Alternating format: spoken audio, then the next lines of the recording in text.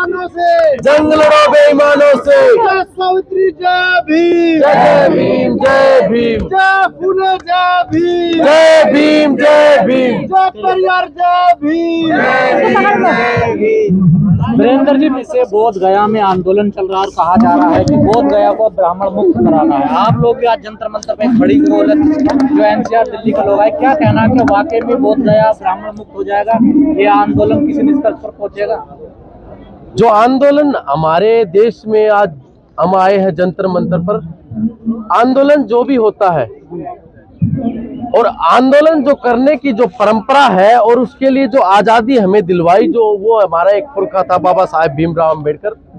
आज हमारी आवाज जो नई दिल्ली के इस जंतर मंतर पर और देश में कहीं भी दबे कुचले वर्ग या किसान मान लो, दलित मान लो, और थोड़े ही दिन पहले देश के पहलवान जो यहाँ प्रदर्शन कर रहे थे, ये एक अधिकार है जो बाबा साहेब भीमराव अंबेडकर ने किसी विशेष वर्ग को नहीं, किसी विशेष धर्म को नहीं, किसी विशेष जाति को नहीं, हमारे देश के हर एक व्यक्ति को, हर समाज के व्यक्ति को मानस मानस बराबरी के तहत ये हक दिलाया गया कि हम अपनी आवाज उठा सके।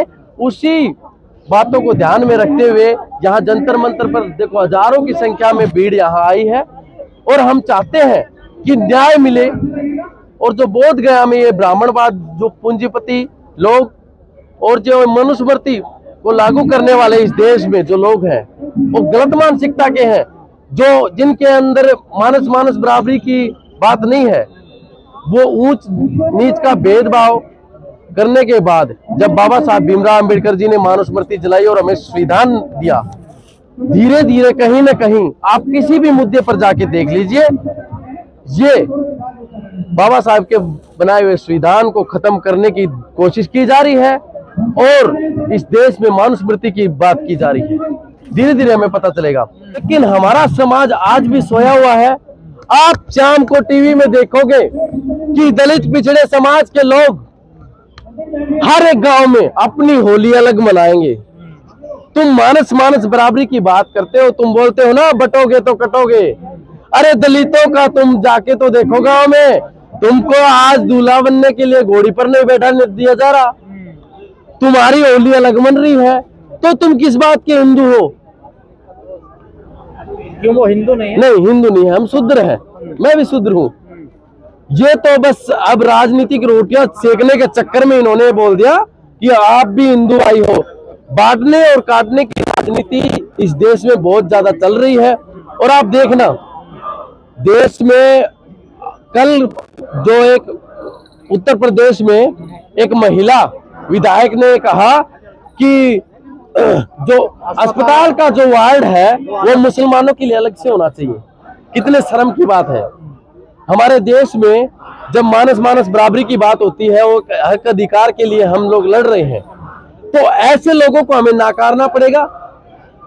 चाहे वो ऐसे लोग हो जो बोध गया में हमारे जो बौद्ध एक धर्म नहीं है, ये एक जीने का कला है। और हमारे जो हर एक व्यक्ति जो सबको बराबरी से और एक मानसिक रूप से इस व्यवस्था को, आप कह रहे हैं इतना भेदभाव है, इतना छुआछूत, इतना जातिवाद है, तो फिर ये कौन लोग हैं जो कहते हैं कि अब जातिवाद खत्म हो गया, आरक्षण भी खत्म कर देना चाहिए? जातिवाद इस देश में कभी खत्म नहीं हुआ था। बाबा साहब भीमराव अंबेडकर जी ने जो हमें एक अधिकार दिलवाया, और कहीं ना कहीं हमारी कमी है, हमारे ही लोगों की कमी है। जिनको नौकरी मिल जाती है वो किसी दूसरे का झंडा उठा लेते हैं। हमारे ही नेता है, हमारे ही समाज के नेता है जो वोट लेकर जाते हैं और थोड़े दिन बाद उनकी गोद में जाके बैठ जाते हैं। हमारे ही नेता है वो। मैंने देखा लगातार, मैंने आज तक अपने छोटे से जीवन में 3 बार चुनाव लड़ा। दिल्ली यूनिवर्सिटी का मोतीलाल नेहरू कॉलेज और दिल्ली का लोकसभा चुनाव और अब नई दिल्ली का विधानसभा चुनाव। केजरीवाल जी को हराने का हमने काम किया। लेकिन मैं आपको बता दूं कि इस देश में अगर सामाजिक न्याय के लिए अगर कोई आवाज उठाती है तो वो बहन जी हैं। आज ही आपको एक कारवा बताऊंगा, जब अंबानी के लड़के की जब शादी थी तो बहन जी के पास फोन आता है कि आप हमारी शादी में आ जाना। ऐसा नहीं थी कि वो जा नहीं सकती थी, उनको इनविटेशन आया था, लेकिन वो इसलिए नहीं गई क्योंकि मेरे समाज के लोग ये सोचेंगे कि हम भी कहीं ना कहीं उनके बराबर में बैठे। अखिलेश यादव तो कहने कि बसपा को वोट मत दीजिए, अब हमें वोट दीजिए, बसपा तो बीजेपी के लिए काम। देखो सर, राजनीति में हार जीत चलती रहती है, लेकिन जो लोग सामाजिक न्याय के लोग हैं उनका साथ दीजिए। जो बिकाऊ है, हमारे भी समाज में जो बिकाऊ लोग हैं उनसे आपको सावधान होना पड़ेगा, जो वोट लेके जनता का और किसी दूसरे की गोद में जाके बैठ जाते हैं। हमारे साथ अन्याय क्यों हो रहा है? क्योंकि हम जागरूक नहीं है। और जिन लोगों ने बाबा साहब भीमराव अंबेडकर के संविधान से जो माल मलाई खाई, जिनको शिक्षा मिली, रोजगार मिला और जो बड़े पदों पे पहुंचे, वो आज अपने आप को हिंदू मानने लग गए।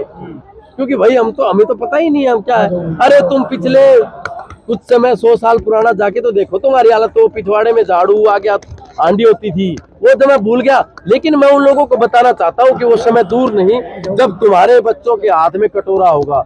हम जहां भी मंच होता है, लोग कहते हैं कि ये सामाजिक मंच है, यहाँ राजनीति की बात नहीं होगी। बाबा साहब की उंगली जैसे करती है कि तुम्हें इस देश का हुक्मरान बनना है।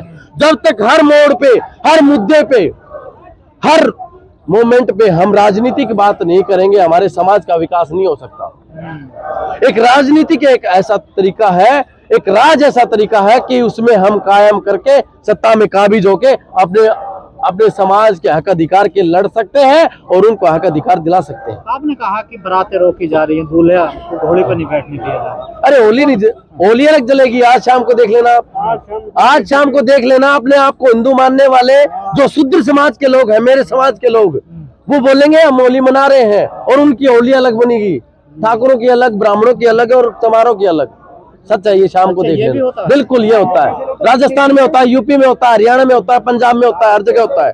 दलितों की होली अलग हो। हाँ बिल्कुल, दक्षिण भारत में तो मैं कह नहीं सकता, लेकिन उत्तर भारत में जहां जहां होली मिलती है, आपको 10 गांव में एक गांव ऐसा मिल जाएगा जहां अलग होली होती है। मेरे पास के गांव में मेरा जो हरियाणा से बिलोंग करता हूँ मैं, मेरे पास के 3 किलोमीटर दूर गांव है जहां पर ऐसी समुदाय में जो नायक कास्ट है उसके लोग रहते हैं। आज शाम को होली बनेगी, अलग अलग बनेगी, और उसमें 2 ही कास्ट है, एक जाट है और एक नायक है। और जब वहां पर कोई शादी होती है जाटों में, सबसे ज्यादा बहुमत ऐसी है, लेकिन सरपंच बनता है जनरल कास्ट का।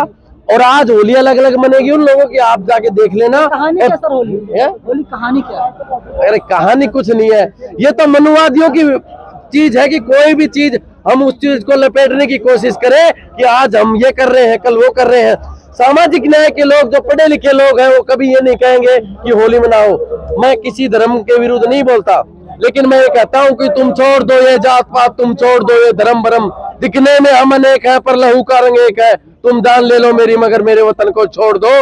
कहना अगर गलत मेरा तो मुझको भी फांसी तोड़ दो। ये देश है मेरा वतन, ये देश है मेरा तमन। हम वो चाहते हैं जो मानस बराबरी की बात करे, ये नहीं कि आज बोध गया में पंडितों को बिठाया जा रहा है। अरे इतने तुम वो हो तो हमारे जो बौद्ध समाज के जो लोग हैं उनको काशी विश्वनाथ टेम्पल में क्यों नहीं बिठा रही है? तुम मथुरा में क्यों नहीं बिठा रहे तुम? अरे दलित समाज के लोगों को जाग लेना चाहिए कि जो राम मंदिर, जो भगवा झंडा तुम लगा के जय श्री राम का स्टेटस मैं भी देखता हूँ, मेरे फोन में 1000 कॉन्टेक्ट हैं। उसमें से मैं आपको बता दूं कि दलित समाज के लोग, पिछड़े समाज के लोग, ओबीसी समाज के लोग कम से कम 50% जय श्री राम का झंडा लगाते हैं। उनको ये नहीं पता कि जो राम मंदिर इन्होंने बनाया था वहां एक दलित महिला का रेप हो गया, आज तक किसी ने बोला नहीं। दलित पुजारी भी है उसमें, दलित पुजारी भी है। वाल्मीकि जी के नाम पे एयरपोर्ट बन गया है। मैं आपको बता दूं कि एक देश का वीर जो एक साल पीछे कर दिए, जो देश का एक सेना का जवान, एक वीर बहादुर सिपाही, और उसके साथ भी 2-4 दिन पहले जाती हुई कि वो मुसलमान था, इसलिए उसके नाम पर जो शहीद का दर्जा देने के बाद एक स्कूल बना था। ये वही योगी आदित्यनाथ की सरकार है, ये वही मोदी सरकार है, ये वही डबल इंजन सरकार है कि एक शहीद के नाम पर जो स्कूल चल रहा था उसका नाम बदलने के काम भी इन लोगों ने किया। क्या करे दलित समाज?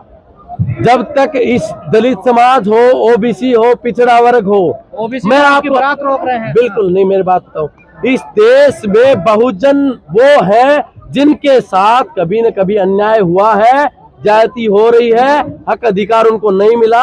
हर एक बहुजन जिसके साथ अन्याय हो रहा है, अगर वो मिलकर अपनी सत्ता लेके आते हैं, और इन लोगों से बिल्कुल सावधान होना है जो आपका वोट लेकर किसी की गोद में बैठ जाते हैं।